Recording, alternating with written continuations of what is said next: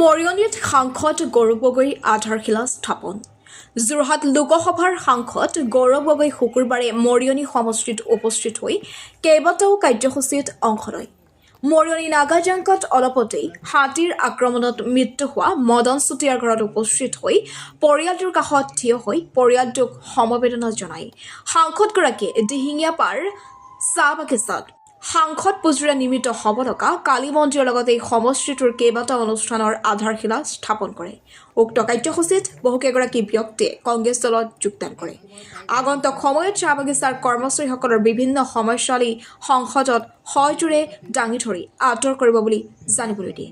আগন্তুক নিৰ্বাচনত বিজেপি দলক ওফৰাই কংগ্ৰেছ দলৰ চৰকাৰ গঠন কৰিবলৈ হ'লে য'ত য'ত বিজেপি দলৰ বিধায়ক আছে তেওঁলোকক পৰাস্ত কৰিব লাগিব বুলি সাংবাদিকক জানিবলৈ দিয়ে। না, ৰাইজে সজাগ, ৰাইজ সতৰ্ক, ৰাইজে মাত্ৰ বাট চাই আছে যে নিৰ্বাচন কেতিয়া কাষ চাপিব আৰু তেওঁলোকে নিজৰ মূল্যৱান ভোট দি বিজেপি দলটোক ওফৰাব। বাগান অঞ্চলৰ ৰাইজবোৰ নিজে দেখিছে যে যোৱা 5টা বছৰত বিজেপি দলে মাত্ৰ এটাহে কাম কৰিছে যে নিজৰ ভাই ককায়েকৰ নামত, নিজৰ পৰিয়ালৰ নামত তেওঁলোকে বাগান কিনিছে কলা ধন নিজৰ লুকাবলৈ।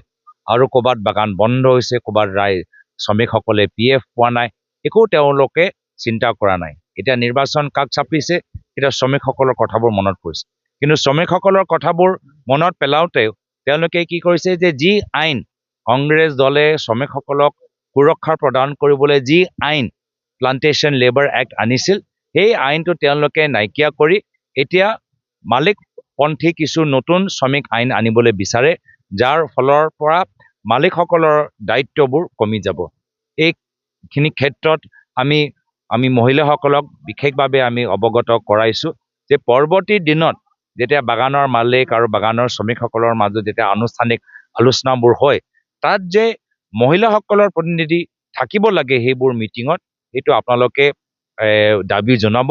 ময়ো এইখিনি কথা সদনৰ ভিতৰত কৈ আহিলোঁ, যিহেতু আটাইতকৈ আমাৰ পাতোলা শ্ৰমিকসকল হ'লে মহিলা, কিন্তু আলোচনা যেতিয়া হয় তেতিয়া মহিলাসকল তাত সেই মিটিঙত নাথাকে, যাৰ ফলত বহুতখিনি সমস্যা আজি ওপৰত কোনো ধৰণৰ কাম বা নীতি লোৱা নাযায়। এইখিনি কথা আজি আমি সভাত আলোচনা কৰিলোঁ। মৰিয়নি সমষ্টিত শাসকীয় দলৰ বিধায়ক ইতিমধ্যে, আৰু শাসকীয় দলৰ বিধায়ক থকাৰ পিছত এইবাৰ 26 নিৰ্বাচনত আপোনাৰ কি আশা আৰু কিয়? মই ক'লোৱে যেতিয়া বিজেপি ওফৰাই কংগ্ৰেছৰ নেতৃত্বৰ যেতিয়া চৰকাৰ গঠন কৰিব লাগিব, তো নিশ্চয় য'ত য'ত বিজেপি দলৰ বিধায়ক আছে নিৰ্বাচনৰ ক্ষেত্ৰত তেওঁলোকক পৰাজিত কৰিবই লাগিব। আৰু ৰাইজে ইতিমধ্যে গোটেই ৰিপৰ্ট কাৰ্ড ৰাইজৰ ওচৰত আছে।